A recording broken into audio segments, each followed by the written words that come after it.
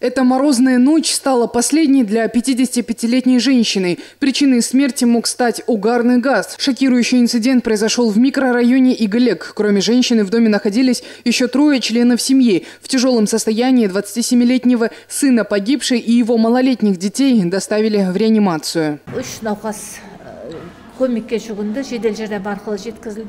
3 пациентов доставили в центр гипербарической оксигенации на машине скорой помощи. В связи с тяжестью их состояния мы госпитализировали пациентов в реанимацию. В настоящее время в больнице оказывается помощь пациентам 2020, 2021 и 1997 годов рождения. Диагнозы при поступлении – тяжелое отравление газом, токсическая энцефалопатия, ретроградная амнезия.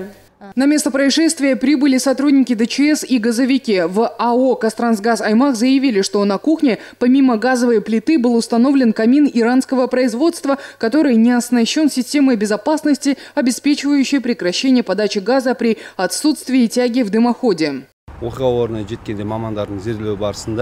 Дымоотводящая труба гофра камина длиной более 3 метров выведена через стену на улицу под козырек крыши дома. При этом в дымоходе тяги нет. Иранский газовый камин не предназначен к установке в жилой комнате. Он подойдет для использования на террасе, веранде, куда непрерывно поступает свежий воздух. Аварийная бригада отключила подачу газа в дом. Точная причина летального исхода и госпитализации жильцов дома станет известна по результатам судебно-медицинской экспертизы. Куркема Сюбалиева, Мирас Ашенов, Сергей Константинов. Информационная служба телекомпании «Утрар».